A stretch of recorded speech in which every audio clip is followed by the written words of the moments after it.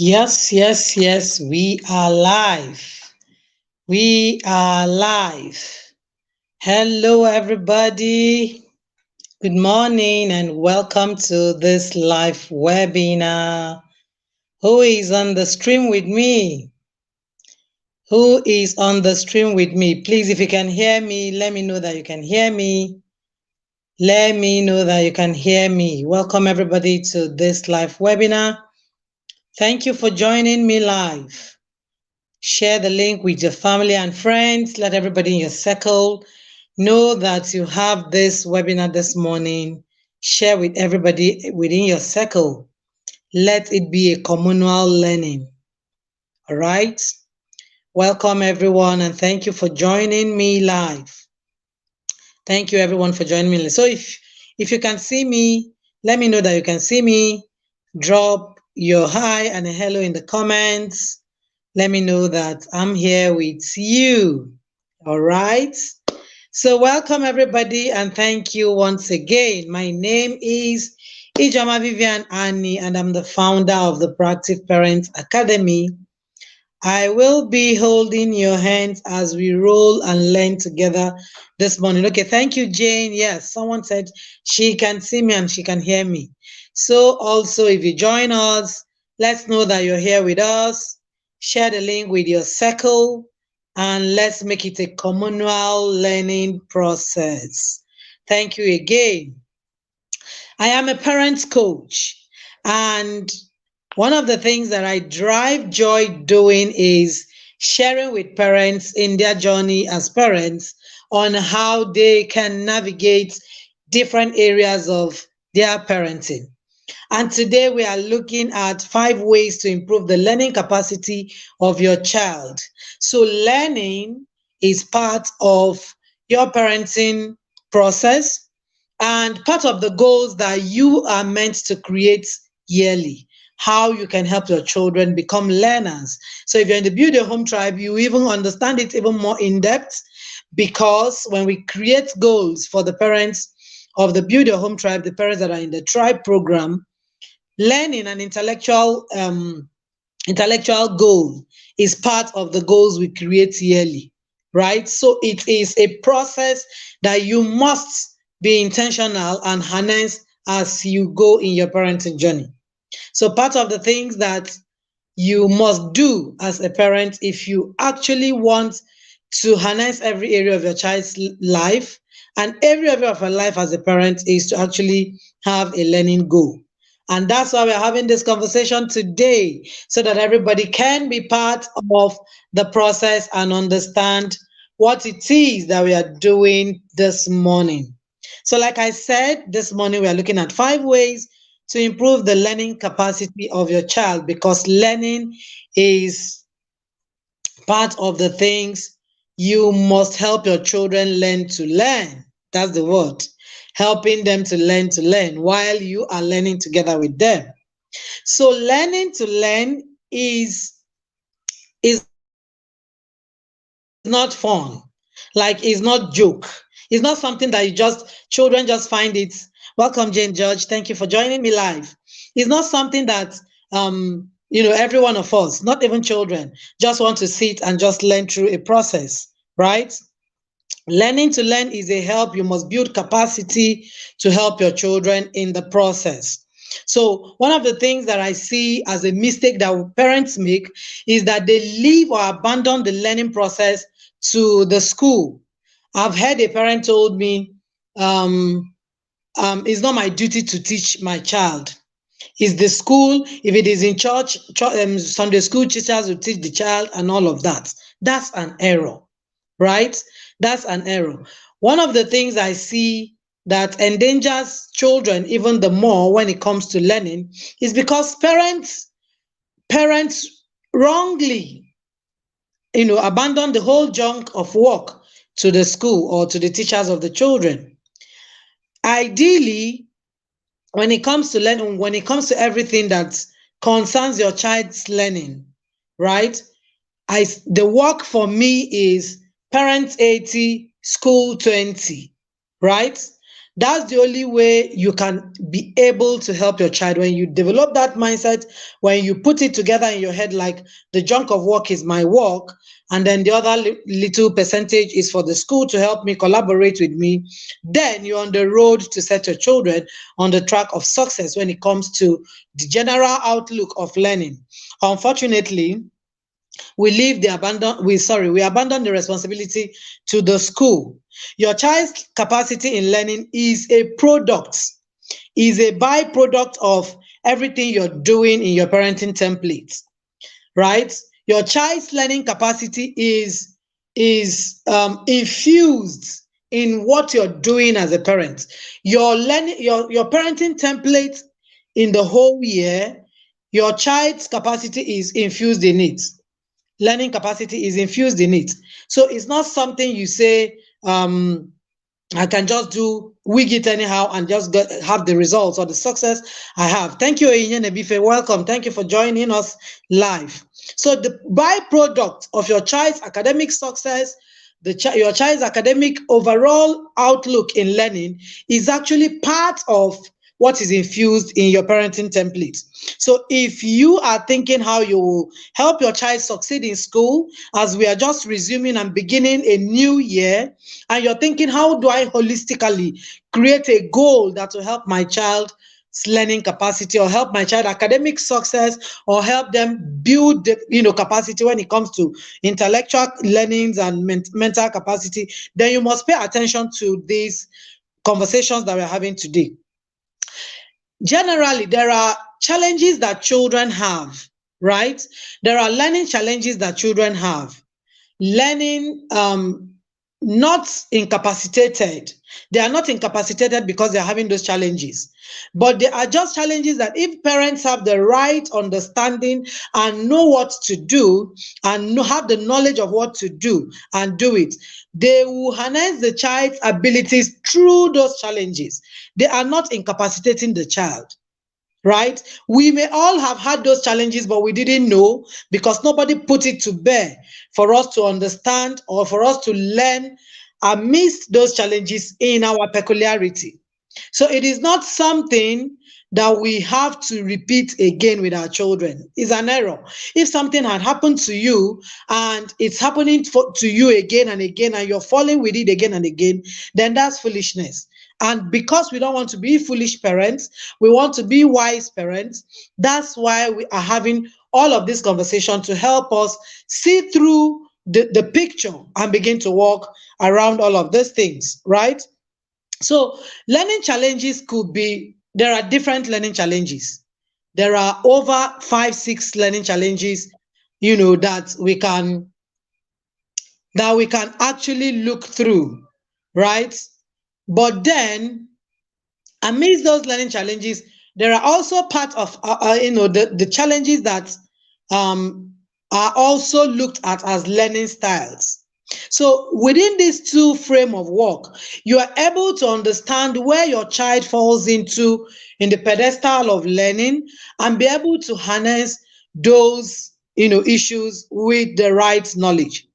In as much as we agree that yes, the classroom is that small space crafted for learning. The classroom or the school, the four walls of school, is that small space crafted for learning. Yet, the entirety of what we are learning and doing is actually, embedded in what you're doing as a parent, because you are the one to know what exactly to share with the school or help the school know about your child. Unfortunately, many times it's even the school that gives us feedback about our children instead of the other way around, where we now harness or collaborate with the school to tell the teacher or the school authority what our children challenges are and how best to help them navigate through the process of learning. Now, looking at learning challenges, there are many learning challenges, but I love to use one particular learning challenge, which is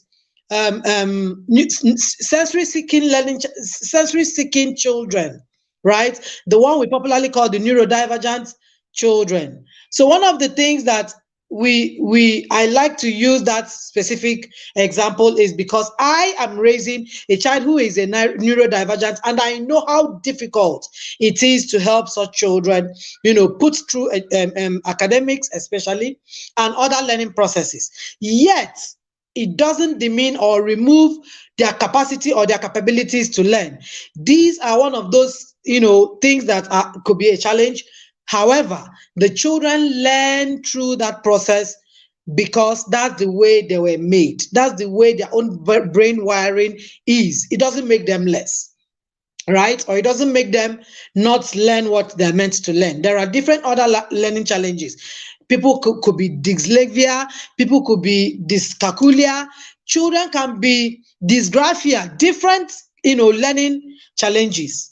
However, if it's you as a parent who have known that this is my child's learning challenge, you are in a better position to help that child navigate. And that's why I love to use neurodivergent children as a typical example. Now, neurodivergent children are those children that when they are learning, they can't sit still, right? And because I'm raising that kind of child, and I have raised him through the process of, especially when when he was much younger, I know how difficult it is to harness those kind of children. And that's what damaged many of us, because some of us who came up as neurodivergent, and the children and the teachers and our parents did not know what it meant to be a neurodivergent, you will literally be demeaned and deformed in the process of trying to make you learn. Yet you are still a genius in your own capacity. In fact, many world geniuses are neurodivergent, right? And these children were the ones that they would jump around, lie down, play, jump here and there, hit this person, hit that person. The other person is crying for him. The other person is pointing at him that he has done one thing. Like, they are not just the regulated kind of children. It can be difficult to help those children, to help them harness if you don't have the knowledge, right? Now, if you're raising those kind of sensory seeking children, play is one of their signature. You must allow them play in the process of learning, right? It's a challenge. I just want you to understand this background so that you will know that there must be a place where your child falls in the different learning challenges. All of us fell into different learning challenges, right? But nobody was able to harness it for us. Let me give another example with myself. My own learning challenge, which I realized now as an adult, right, was dyscalculia. Dyscalculia are people who, once they hear anything that would make them have logical thinking, or things that will help them or make them, just think deep or begin to calculate or begin to process a thing, they just get sick. I was one of those children. Once you call mathematics or anything logical, I fall sick immediately, like I'm just thrown away. Then, coupled with the fact that in my time, of course, all of us had one peculiar example or the other. In my time, I had a math teacher who was so harsh, very, in fact, his own harshness was beyond the world. And many of us can relate to that kind of thing, where you cannot even connect with the teacher.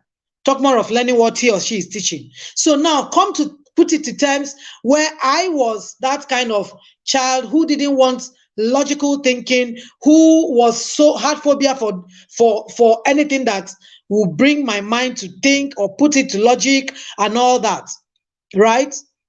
Yet, if that was your kind of person, or that is where your child falls in, if you have the right knowledge, you know what to do. You know how to help the child. You know how to bring problem solving on the table and harness and help the child to pick up from where, or the pedestal where he is.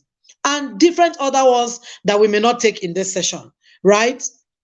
Which is why we put out the Accelerate Your Child Learning Capacity, to be able to help parents identify these different challenges and identify how these different challenges is to the advantage of your child, not even disadvantage. Because if you have the right knowledge, you will know the tools to apply to each child. You will no longer put the children together, when it comes to learning, everybody come and learn this thing, come and do this thing and all that. You will know their peculiarity and just harness everybody's peculiarity differently, right? That's why that course is a must for any parent who wants to put these things into perspective. Accelerate your child's learning capacity. Child's learning capacity is a course that we run in the Proactive Parents Academy. And the aim of that course is to give you practical tools to help the child. Whichever challenge the child falls in, or whichever learning style the child falls in, you as the parent will make your identifications yourself and will be able to share with any other person helping you in the journey of parenting with your child. For example, your child's teacher. You will be the one giving your child's teacher the feedback of how your child learn, or what your child needs as they are learning, and how they can help them navigate in the learning process. Right? So when you have the knowledge, you will know what to do. That's why we are having that course. Right? It is just their own way of learning. It doesn't make them less a human being. So when you understand the metrics and variables, you will be able to consider all of these things. It helps you know how to help your child better, and you consider all the metrics, all the variables in your own child's peculiarity. So what are these 5 ways we can improve the child's learning capacity that we are talking about in this webinar? Number 1, first, assess your home environment. And when we say assess your home environment, I have established it that yes, the classroom is that small circle where the children learn. Agreed. However, everything your child needs to learn, or everything your child needs to develop capacity, actually starts from home. If you have toddlers, for example, you can relate with it that toddlers are not always, that kind of children that you will almost not be sitting still. If you have toddlers, you're running up and down with them, you're following them to do. When they pour water, you scream, you shout, leave that place, jump, go, get down there, this and that, and all of those things. However, even when we think they are toddlers, they don't understand. This is actually the time to actually establish and assess your home and help these toddlers begin to even learn with all of those things that we are doing, right? Singing with them, reading rhymes with them, doing colorings with them, and all the small things that we think they may not understand. It's not true. That's actually when they can actually understand, because at that age, you are literally observing the child you have. You're literally trying to understand the kind of child you have. Toddler age 1 to 3 is actually the time to really make observations. And then when they keep growing and coming to different other ages, right, that's even when you begin to intensify what you need to do.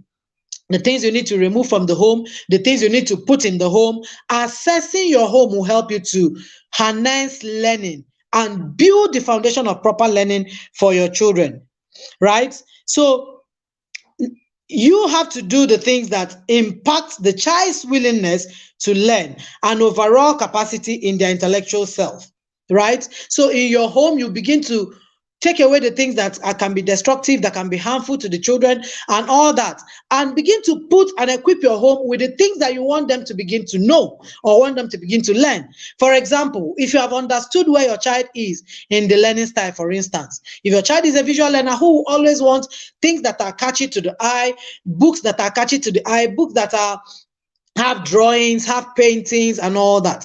These are the kind of things your child would like to learn, read from. Right? When you make that observation for your child, for example, who is a visual learner, you begin to put those kind of catchy books in the home. You begin to equip your home with the books that they like to learn, not the one you like, the one that the child can connect with.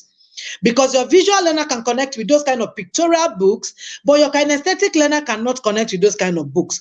That's why you need to make the findings yourself. You need to learn it yourself to know where your child falls in, to be able to help your child. Everybody does not read the same kind of book. Everybody does not like the same kind of book. That's what learning styles is teaching us about our children.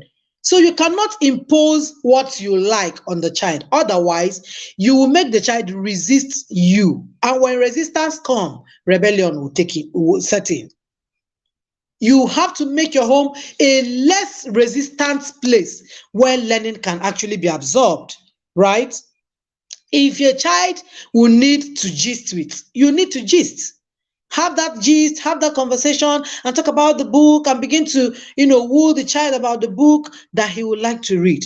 If a child is the playful type, like the neurodivergent children that I've just explained, you need to play for the child to read, for the child to like to read, for the child to absorb that learning, right? You will need to play with the child and then allow the child play a little and come back and then you continue. It is overwhelming, but if you start it early, I'm telling you, in a very short while, the child will begin to internalize as they grow and begin to take responsibility of their process. You won't jump around. You won't need to give, do this, do that. If they don't do it, you begin to feel overwhelmed or you begin to feel like it's my thing. If they didn't do it or they fail, it's me that caused the failure.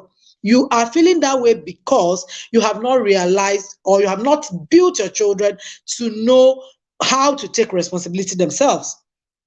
So if it's a child that loves to be cuddled, like even these neurosensory seekers also like to be cuddled, hugged, talked about, prepare them. Generally, I'm just talking about preparing the child for the learning to take place. Whatever pedestal your child falls in, you are the one to identify it and just generally prepare the child, right, for learning to take place. Prepare your home for learning to take place, right? So you must put the children in the right frame of in the right frame of mind for the work to be done. So if you're, for instance, many times I used to use this example that I can't understand how a child is doing assignment and crying. You're beating the child for assignment. And you want the child to begin to see assignment as something that is fun. Even these days now, teachers are calling it home fun and all that. Beautiful. How do you want the child to connect with that assignment as home fun? How do you want the child to connect to your learning process as fun, right? So it is you who will begin to look at the priorities and instill those priorities by making your home a place where the children, literally want to jump in at any time. You don't want to make the children see the home as one prison where if it's time for assignment, daddy will lift his cane or mommy will lift her cane and say, write it. You cannot write A, you cannot write Z, you cannot do this one.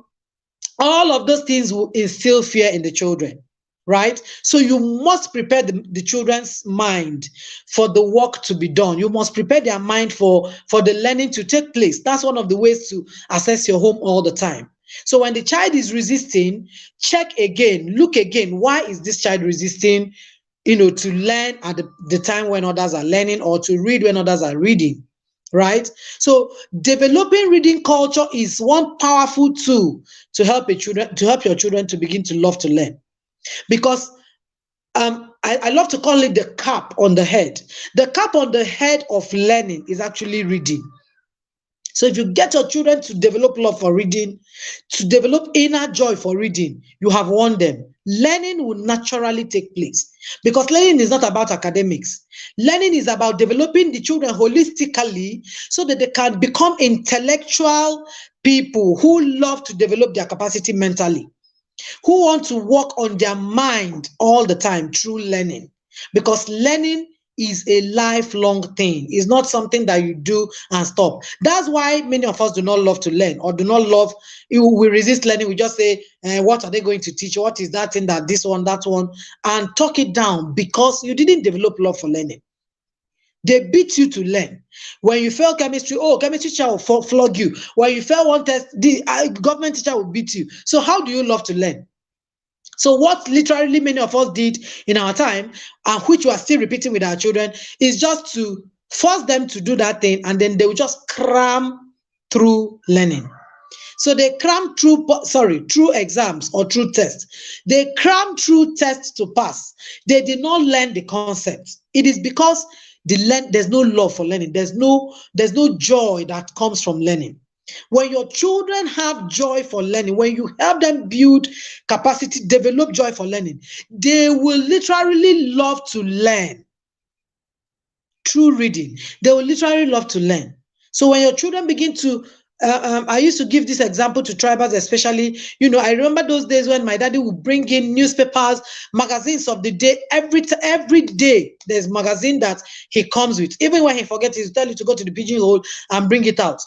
There must be something in news for the day. So we were always updated with news of the happenings within the country and outside the country. So he would tell us that um, um, learning or reading will take you to where your legs cannot take you. So we may have the news of the happenings in the world, happenings in the country, yet we did not go out of the home. That is because there's something that opened your mind to the learnings. In-depth learning, not the social media paparazzi that we are doing today. In-depth learning that develops you as a human being, that puts you to, countries, situations, places of the world, happenings that you may literally never walk to, but your mind will walk through those things. It is in your home you develop all this. It's not school, it's not teacher. And when you begin to come to terms with all of these things, you will help your children develop capacity, and then you are the one to give school the feedback of who your child or how your child learns, that they will be able to collaborate with you. Many times we are not able to collaborate with teachers and school system, generally, because even us do not know who or where our child belongs to or falls in that learning pedestal. So it is even the school that is telling us that they did not agree to do this, they did not agree to do that, and we are just in between.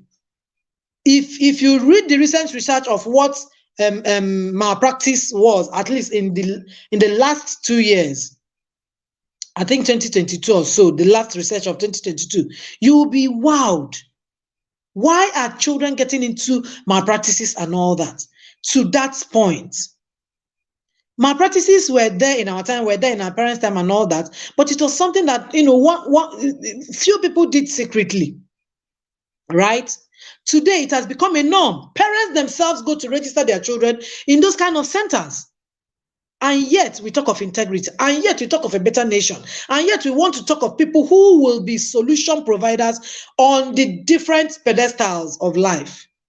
How do we raise such children? It is because nobody wants to take responsibility. Parents do not want to take the responsibility, and they raise children in irresponsibility. And suddenly we just want to make miracle to happen or magic to happen. They can, do their malpractice out of and get the physical results that you're looking at, but they can never use malpractice to break through the destiny or break through solution that is required in different pedestals of life. It's not possible. Or break through the problems of nations and problems of international communities. It's not possible. So when we just tell children to do what we did or learn how we learned or just force it through them, we just want to replicate what we had that did not give us the good results that we are seeing the effect today. So another way to also assess your home is to let your home be book friendly. Book friendly does not mean academic books. Book friendly is not social studies and English and math. Book friendly is you trying to help your children look beyond where they are and begin to learn in the diverse areas of life they have interest in, right? So if you have children according to their interests, begin to buy books that interest them. Stop gluing the children to the screen. What they will use to succeed in life is not on the screen. It's on the physical learning. It's on the physical learning and the things they can learn through a book, like I said, that opens their mind to see beyond boundaries. So you must learn to buy books for your children. Make plans. Let it be in your budget to buy books that are not academic books for your children. All this wanting to just have one session or one magic that you would do and it will just help your child, succeed is not true. It's not working anywhere. Those kind of things that you're looking at and seeing, oh, this child is to go and check. There was an extra work their parents did that you are not ready to pay the price, right? So it's important for you to equip your home with books. Make your home book friendly. Let there be books that your children turn this way, they see this book, they want to pick it and check. They turn this way, they see books, they turn that way. All those are subscription of DSTV and GoTV and all of that. Can you start making budgets for your books the same way you make budget for subscription? Can you start making budget of books that will take your children beyond where their legs can take them at the moment, and they begin to see the things that happen outside their home, outside their nation, outside their continent, from the things they read from books? That's the way they can open their mind. That's the way their minds can open to the things that they can bring on the table, in any pedestal of life, right? So reading is a key to general success when it comes to learning. Until your children begins to be book lovers, they can't love to learn. They must be book lovers to be able to learn, right? Another way to also assess your home is to prioritize learning, right? Prioritize your relationship and make learning fun. Prioritize your relationship and make learning fun. Your relationship with your child is key. That is the number one power you have. Anything you're doing and your relationship with your child is not at the forefront, you will fail at it, because they can pretend in your front or just do it the way you want before you, and go behind you and do the other way around. That's not what you want for your child. Prioritize your relationship. If the child is saying, for example, that the neurodivergent children that I gave as an example, and the child is jumping up and down, you can say things like, I'm giving you 5 minutes. Just play and return. And in that 5 minutes, be patient enough to wait and be timing and be saying things like, especially if they are, between 0 to 5, 6, 7, 8, where they are still building capacity. These things are like building blocks. And if you have done it earlier, if you have a toddler or you have 0 to 3, 4, 5, and you do it earlier, before 7, believe you me, before 8, 7, 8, the child is acclimatizing to those building blocks that you have built, right? So these things are like building blocks. If you just do it one step at a time, build on each other, before you know it, the child is comfortable doing these things, comfortably doing these things without you needing to jump around. So prioritize your relationship. Don't make learning, become chaotic. Come and write it. I say finish it now. This one, that one. Even when you have time, right? You have a timetable to figure these things out, maybe assignment time and all that, or a reading time. Still make it a priority that when the child says, even if he doesn't say it, and you just see that the child is running up and down or trying to jump, you say, okay, jump, play for 5 minutes. Do we agree? And then the child says, yes, yes, yes. Children love to collaborate. We are the ones who make it chaotic. We just want it our own way. So that's why it's always not working for you. The moment you put it as a collaboration and say, okay, Mama, will you do it? Will you go and play? Do you want to play? Okay, play for 5 minutes. I'll be counting it for you. Should I count it for you? And the child, you definitely say yes. And you just start, after a few minutes, I'm counting, 1, 2, and it's just saying learning as play, as fun, right?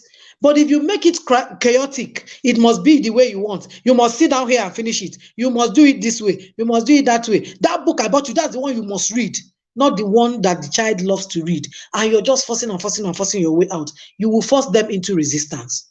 And at some point, 9, 10, you will see that child is resisting almost everything you want the child to do. They will resist instructions, resist even their behavior. Everything will be resistance. And once resistance sets in, rebellion will take over. Rebellion will take over. They will start building rebellion small by small. They get to some point, they don't need you to say anything. They just walk it away. And by the time they get to that point, you can no longer help the child.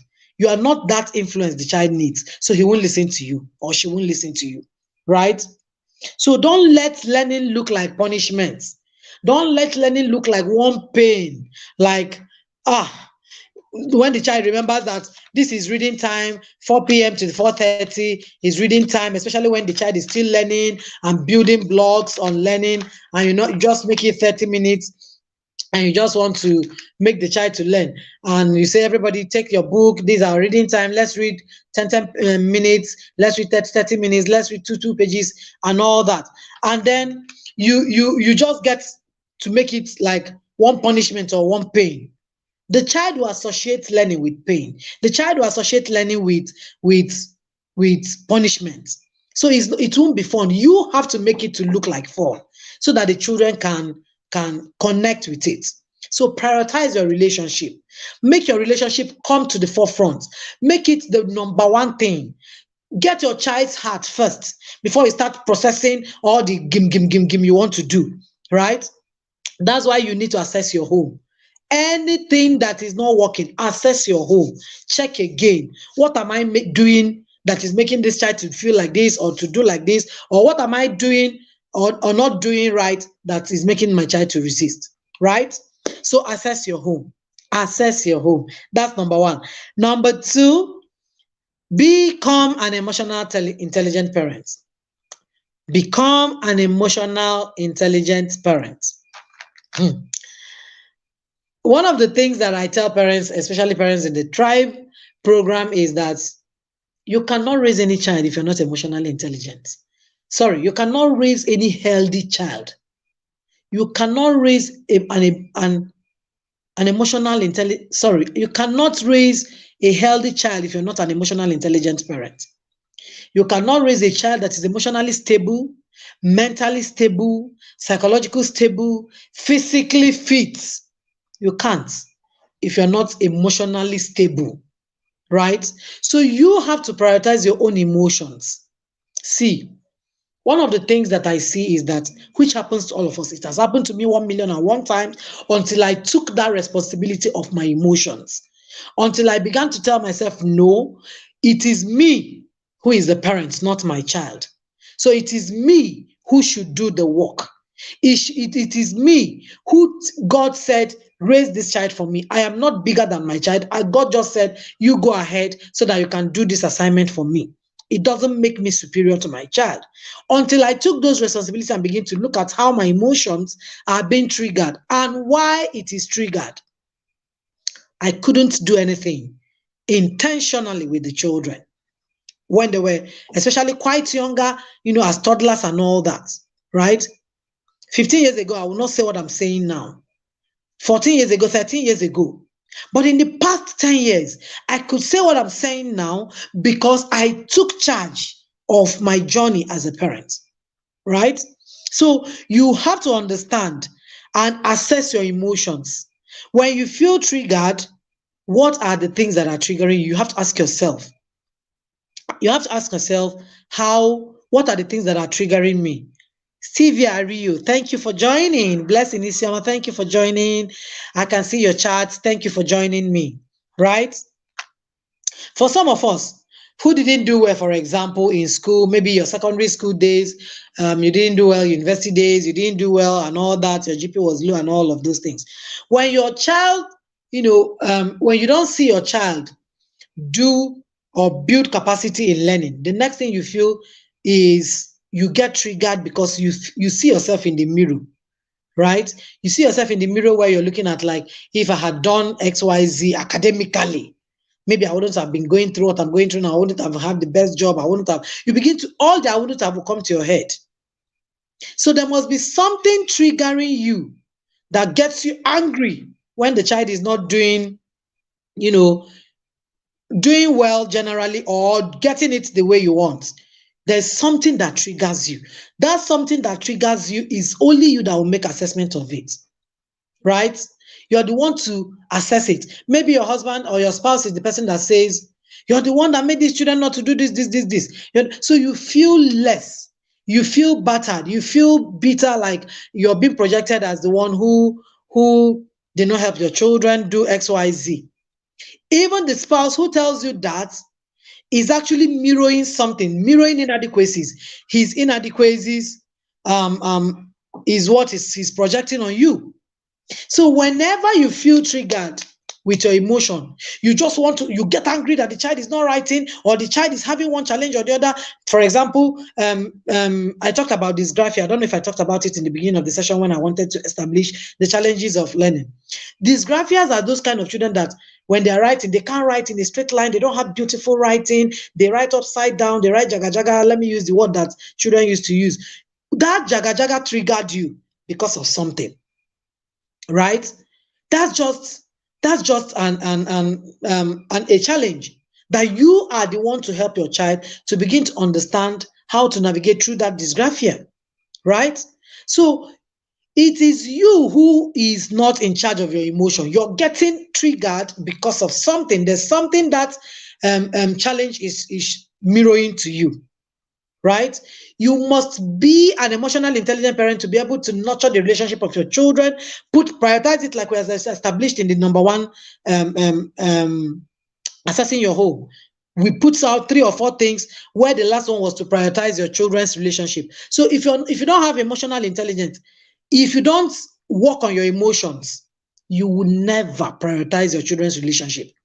You always want that other one that everybody wants to hail, that outsiders want to let you know that, oh, you did well. All those outside projection is because you are not prioritizing your child's sanity. You're not prioritizing your child's mental health. You're not prioritizing your child's psychological stability. That's why you're just looking for the outer pass mark, the outer ones that will give you credit and massage your ego as a parent. Your number one priority is your child's mental health, your child's sanity, even your own sanity. And you cannot do that if you're not emotionally stable. You must look at those things that trigger you. Is another, this one I don't even want to, is another cause of its own, right? Working on your emotions is something you must check all the time. You must prioritize. You must look at it. Why am I triggered? Why is this thing triggering me? Right? Why is this thing a trigger for me? So you see yourself in a mirror. That's why you feel triggered. Number three thing to help you develop capacity or improve the learning capacity of your child is you must become that parent who have learned not to yell, shout, force, control. I'm counting it so that you can put your own. You see all those our forceful control, forceful imposing it on the children, yelling, shouting, beating, hitting, all those punitive measures. If you do not remove it in 2024, you can't help your child build capacity in learning. Because learning is not just the school work, learning is not just the academic work, learning is not just the intellectual capacity you want them to build. They will learn in diverse things in life. And that learning starts from your home. So how do you want them to learn? If you continue to squeeze the prefrontal cortex, which is the part of the brain that helps the child to learn, you continue to shrink it with fear, with your shout, with your yelling, with your beating, with your hitting. You cannot help your child. You can't. And the reason why parents yell and shout and jump up and down is because you're frustrated. What your child did is not the thing that frustrated you. There's something that is frustrating you, you have not, recognized, or you have not taken time to work on. But we throw it at children. We how do they put it? Transfer of aggression. We transfer it to our children because these ones are the ones that are lower than us. We can always, hit them or yell at them or shout at them because they are the ones that can be the recipients. Otherwise, what our children did or what they do is not enough to frustrate us if we actually want to help the children. If your priority is actually to help your child navigate through the processes of life, what they are doing, because they are children, they are not adults, is your expectations that is frustrating you. I've been in that space where my expectation for my 4-year-old was crazy, and because it wasn't matching that expectation, I got frustrated. So I understand that frustration. However, if you put it out that you want to raise that extra, right? That extra, ordinary child, you must add the extra work. You can't raise the extraordinary with just the ordinary way. It's not possible. I tell tribals all the time, the extra is that work you're building now, these things you're learning now, these processes you're building, like building blocks, the way children build building blocks, and you're building one step at a time because they will need it at different dimensions of life. At age 7, there are things they need. Age 8, there are things they need. Age 9, 10, 11, 15, 12. So how do you want them to navigate if you are not putting the extra? One of those extras you must remove in 2024 is to stop being a yelling parent. And you cannot stop with your mouth. You cannot stop with just praying, God, oh, help me. Oh, is a prayer of people who doesn't want to take responsibility. If you want to take responsibility, you invest in yourself and put the work that you need to do. If you need to buy books on yelling, you invest in it. If you need to take courses, if you need to, in fact, for tribals now, they will not be in that space where they are saying, if I need to, because they have invested in themselves and they are learning to do the work. All of us are learning in the process and being accountable to the process. That's what will help your children to build capacity in learning, right? So you must be that parent in 2024 who is saying, one of my goals is to remove yelling, shouting, hitting, beating. They are temporary. They work. Oh, if anybody tells you that yelling does not work, it works. It works like magic. The moment you shout, your child will shrink. Your child will run away, fly. We call it flight or freeze mode. So your child will either get to that place where he's frozen or get to that flight mode, right? How long and how how do I put it, sustainable will that be? Is a temporary, is what I call quick fix. Is a temporary solution. At some point, your shouting can no longer do anything to your child. Your yelling can no longer do anything to your child. It is your influence that will influence your child and impact in your child. You remember in number 1, we said impact in their willingness to learn. At some point, you will no longer be that figure that get them to get frightened. They can just walk away or do it behind you or do what they want, and you will never be able to know the kind of child you're raising. Talk more of helping your child to become the best version of themselves as they journey in life. So your shouting can work. Your beating can work. The child will cry and go and sit down and do your beatings at the time.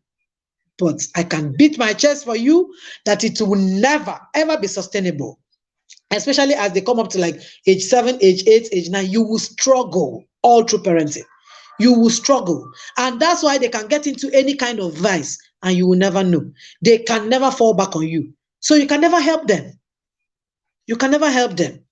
These are all punitive tools. No matter how parents, especially parents that are in this part of the world, no matter how they appraise it, leave that thing, this and that, these are part of why we are not learners. Because we only saw it as one punishment. We only saw it as one pain. We never learned to love it. And that's why when you just graduate from your BSc or MSc, that ends it. And even while you're there, you're still doing only academics. You have no plans for self-development. You have no plans for personal development, for stability, spirit, nothing, no other else. No other way do you want to enhance all of your processes through learning, right? Because the yelling, the shouting, the beating, the hitting just made you detest it, right? It made you detest it. So they will associate all of this thing as leave me alone kind of thing. So you must learn to make learning fun and remove yelling and shouting and beating and jumping up and down. You must learn to remove all of them and make learning fun.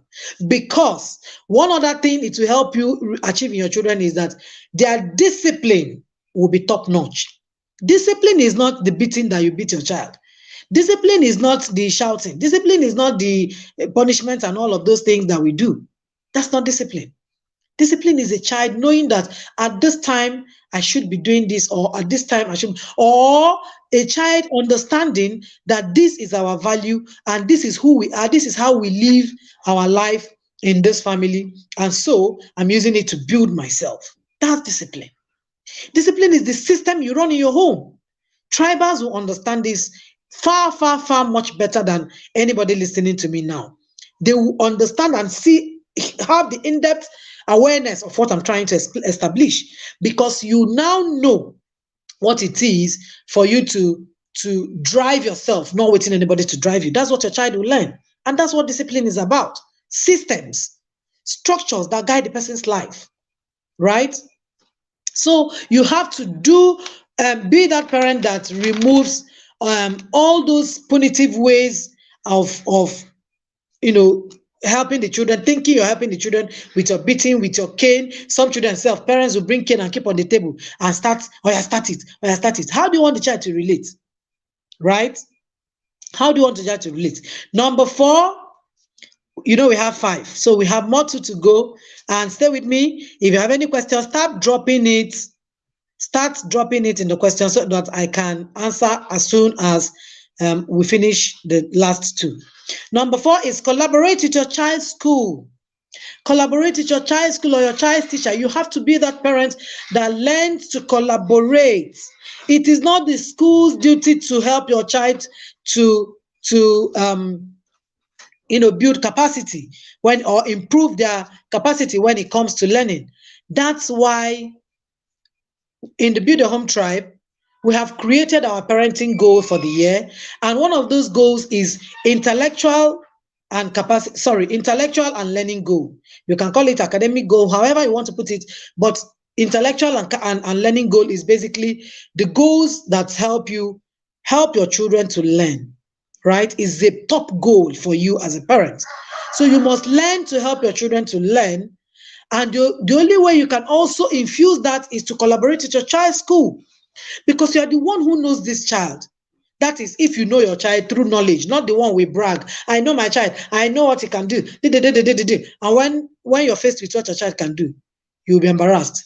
You feel frustrated. You feel overwhelmed and all that. That's because you do not really know your child.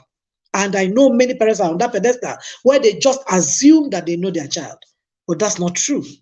Right? So you must collaborate with your child's school to help them improve their capacity. How do you collaborate?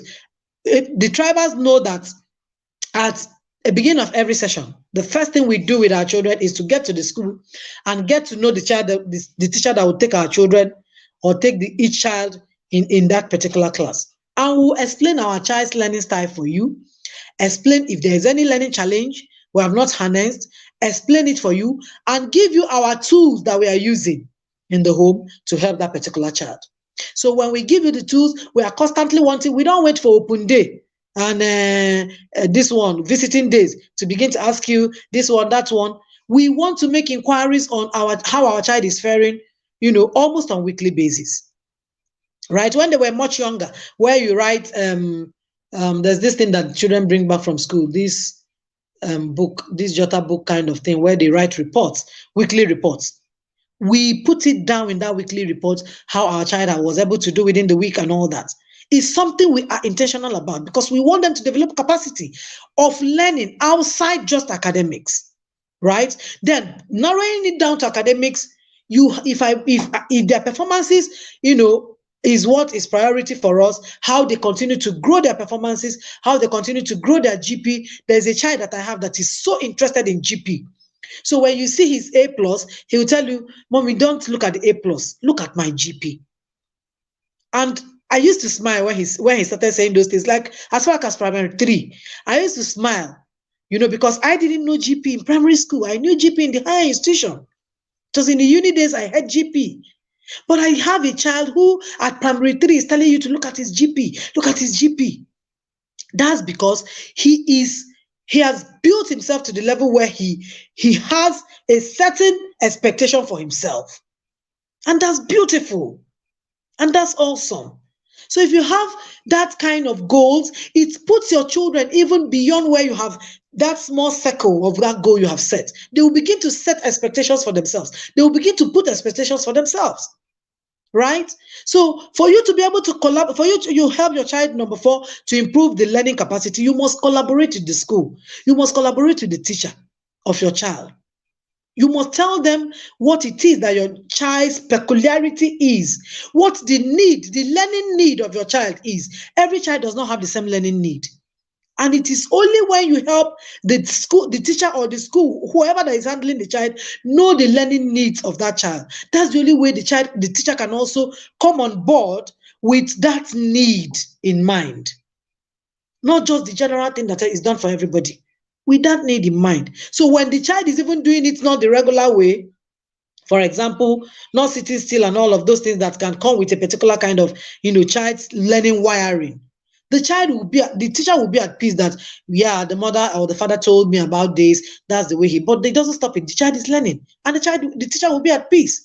And the teacher will not be feeling angry. You stop, and just overwhelming the child because they're already overwhelmed. That's why they're doing like that. Right? So you must have the right knowledge of your child to the child's learning needs for you to be able to collaborate effectively with whoever that is coming on board to help your child in any learning capacity, whether in school, whether in church, whether as a mentor, whoever. You'll be able to give the right information about your child. The last but not the least way is to make learning goals a priority, right? Make learning goals a priority. So what does that mean? When you have goals for learning, for instance, if you're in the tribe, you will understand that we have done this, created a goal for ourselves, but on daily basis, there's a learning curve. There's something that we must do for the day that helps us learn one thing, at least one thing, right? Your child can learn 20 things in that thing. Your child can learn 100 things in that thing. That's also part of learning. So if you make learning goal a priority, you will begin to throw to your children, jurisdictions of learning. If something happens in the home, for instance, you are able to say to your child, what did you learn from this? And your child is able to share, okay, mommy, this was what I learned. You are able to share what you learned. If you have and you watch a particular program, you're able to share with your children and say, what did you learn from this? Not just keeping them on the screen and learning and watching something that you may not even know what they're watching, or even when you know, you're not even interested in what they're picking as lessons and all of that. These are all part of learning. If you're walking on the streets and you're going with your child, maybe age 5, age 6, whatever age 10, 15, and you see something or something happened within the market square or wherever you are, and you ask your child, what did you learn from this? This part of learning. So learning is a daily thing. So make it a goal to learn something with your children daily. Make it a goal. The tribals will not struggle with this because daily we have something we learn each day, or that is a learning point for us to be able to bond with our children. So when that learning curve comes in and you're able to do it with your children daily, there's no day your child is not learning something. There's no day your child is not building one skill or the other. Even if it is in the kitchen, you're cooking and you're telling your child something and you're putting in them out, with something that you want them to learn, for example, you may not even want them to even share the learning process. You may just put it up as a problem and tell them to offer proper solution. They're already building problem-solving skills. Without you sitting down to say, come, let me teach you problem solving. This one, that one. Yes, Onyinye, that thing is communication book. Yes, that book I was thinking was communication book. It's true. If you have younger children, you always remember this thing because when they are smaller, that communication book was almost, I think it's a daily thing. I can't remember again, right? So it is important that you understand that learning goal is not just when it comes to academics, you create a space for them to read this and that. That's not it. That's not the aim. The aim of learning goal is that your child learns something daily and intentionally inculcate it in their life. Because every day there's something to learn. Whether you're intentional or not, there is something to learn. For you, the adults, for the children, there's something to learn. But interestingly, we don't use these teachable moments effectively for our children, right? That's why we think that learning is in school, is when they get to school. In every day-to-day life, there's something to learn. And if you make learning a goal for you, you begin to see that, yes, there's something that my child has to learn today intentionally. In fact, yesterday, there's a game that I learned. There's a game that I learned. There was something shared in the tribe community, and I think it was just to create fun or something. But then I hadn't, anyone that came to mind, and the children taught me, how did they call it?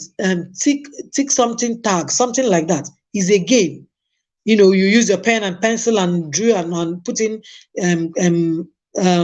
structures inside and all that. And they taught me something. And we learned another game yesterday. Prior to that, they have all already, taught me a few things that they learned from the activities that happened within the day, right? While I wasn't around. And then they shared their different perspectives, and I'm like, wow, and everybody was picking one lesson or the other. So if learning must be something that you want your children to build capacity, you must put a goal to it daily. You must put a goal that the goal of today is for them to learn XYZ. The goal of today is for them to build this skill, this, independent thinking and goal setting, assertiveness. Something around their life must be learned each day if it's something you want to build capacity for them to learn. So the essence of all of these things is for us to understand where our children are per time. And we have a course we have put out in the academy, like I shared in the beginning of this session, that Accelerate Your Child's Learning Capacity is a course that will help you know where your child falls in, right? Understand the metrics that could help your children in building learning holistically. One of those metrics is their learning styles. We are going to dissect learning styles in that course. Another metric is their personality, right? We're going to dissect how personality affects or build or nurture a child's learning or shapes a child's learning, right? So we're going to be seeing all of the things that are challenges and know where our child belongs or where the children falls in, and the learning styles, how they can benefit strongly with their learning style, and how you can apply the tools of each learning style to each child according to their unique peculiarity, right? That's what that course is about. And then you have practical tools to help your children navigate anyone that they fall into. That's another way you can help yourself also model to be a learner, a lifelong learner for your child, not just for them alone, right? When you have all of these variables and these metrics, it will help you to put your child where they should be per time, and they won't be imposing, you won't be forcing them, because the moment you don't understand where your child falls in, one of the things you're going to do to your children is to pressure them. You just put them on undue pressure, right? You put them on due pressure. When my children get back home, even when they were toddlers, when they were small, at 3, they want to do, assessment themselves, assignment themselves. They want to do all of those things themselves, not because I'm not there to help them or their father is not there to help them, but because I know what personality can also infuse in people. And they have, especially the ones that do it more, is the one that are more of cholerics, right? They want to do these things themselves. You have to guide and right? Not, trying to impose on, put them to pressure, or the ones that won't even have the zeal to do. So you will see where your child falls in and how to harness those peculiarity and be able to use it for their good. And gradually they will begin to build the blocks of developing their capacity when it comes to learning. And it will not just streamline to academic learning, it will be a holistic approach of learning, right? Where you just see a child wanting to get into us, to picking a book, to just know what this book is talking about, and trying to pick lessons and lifelong lessons from the book. So if you are in the group, we are going to be putting out the Accelerate Your Child's Learning Capacity course. The link for the registration is already everywhere, but we're going to be putting it out everywhere, in the group, in this video, everywhere, so that parents can begin to register for that course.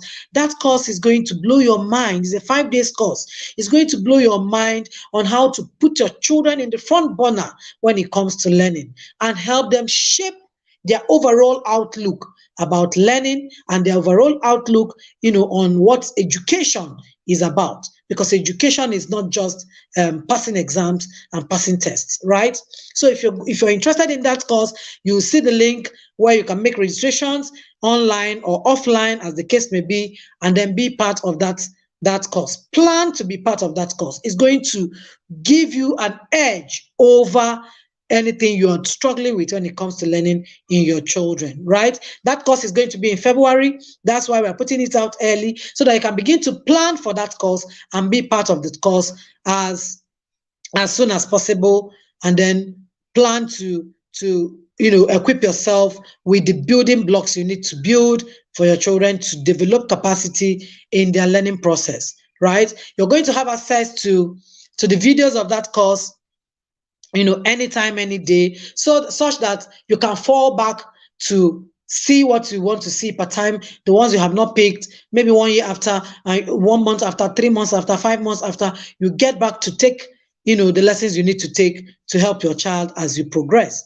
So thank you, everybody. This is where we are drawing the curtain today. Our session is meant to be an hour. So if you have any question, start dropping them. I can't see any question yet. And in the next 1-2 minutes, we are rounding up this session. So if you have any question, please drop your question and let me take that question right now and here. If you found this session valuable, please share with other parents. I keep telling everybody that cares to learn and cares to listen. Make your learning a communal learning, so that you will not be learning on the job alone. There are people that in your circle, family and friends, that your children will also have access to. Make them part of your learning process, because they are the community where your children are going to be assessing, right? So that what you're doing will be an influence for your children, and they don't get other mixed informations here and there, right? So share the video with your family and friends. Let them be part of this. Let them listen to this session and see what jumps at them and what they can take as they go on, right? Okay, I'm seeing a question. Okay, let me put it on the screen so that other people can also see the question. Jane is saying, I have a 10-year-old whom I have tried in inculcating the habit of reading in him through what I have learned here. But the problem now is that he always complains of forgetting most of the thing he's reading during exam. Yes, the reason why he forgets is because you haven't also figured out what his learning style is. If a visual learner is reading, for instance, a visual learner would like to have pictorial lessons, right? Pick up things. For instance, he's already 10. At 10, as a visual learner, if he is, I'm just giving an example with a visual learner. If he is a visual learner, you will see that he would like to write down things. He would like to make, okay, I have a visual learner. Let me give an example with my daughter.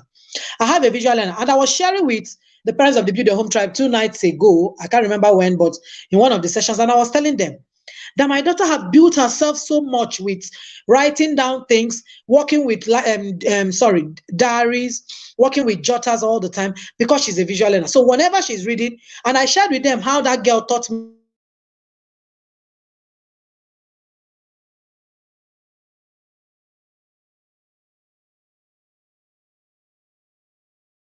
mark in the book, because what jumped at me may not jump at another person when the person is reading that book. So she made me literally try to start jotting down things in my diary. Wherever I am, you will see my diary. This is my diary for this year, right? This is my diary for this year. Wherever I am, I have my diary and my jotter seated with me, because something may jump at me, especially if I'm reading, that I'll need to put down. This is because we are more of visual learners.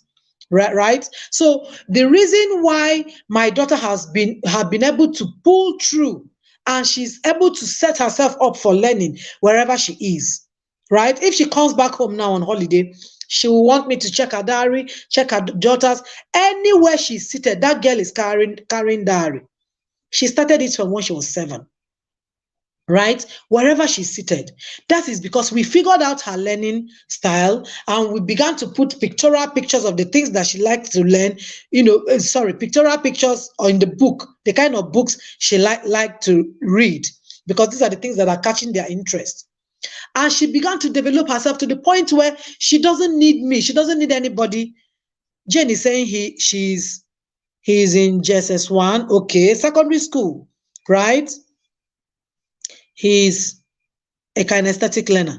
Okay, if he's a kinesthetic learner and he's forgetful, there are tools that will help them not to forget. For example, let me share one here. For example, you know this, is it lollipop they call it? Because they are kinesthetics are movement people.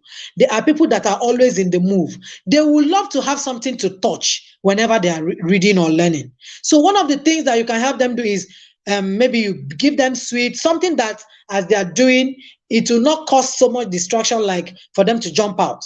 They will lick, they will remove, they will, touch the sweet, keep it, pick it again, put on the mouth, or chew chewing gum for people who like to chew chewing gum, right?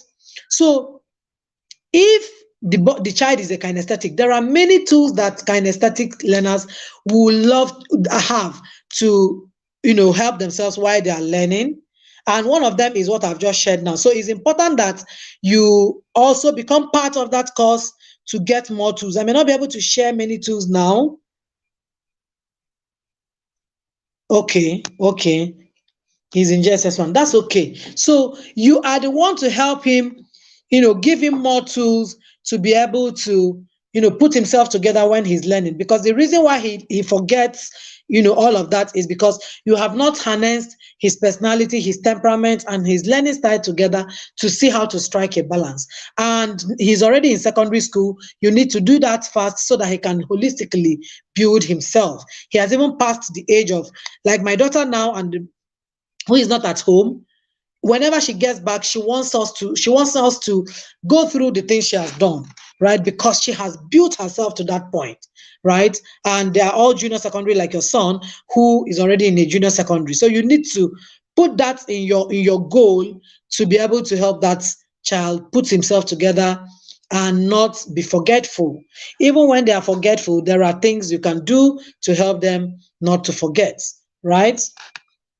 Like the lollipop we just shared now. Another question says, Stevia says, I have learned much, not only as a parent, but also as a teacher. Great. Thank you, Stevia. Thank you so much for sharing that with us. Stevia says she has learned so much as a teacher.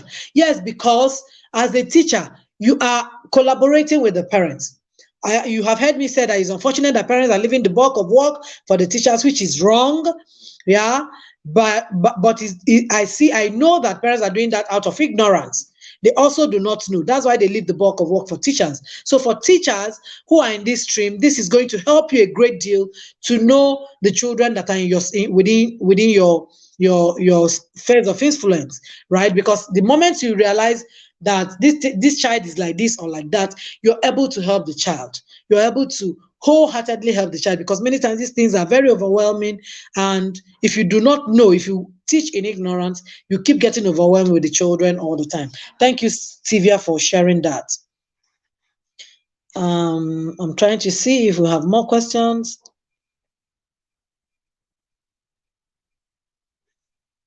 Great. Yes, yes.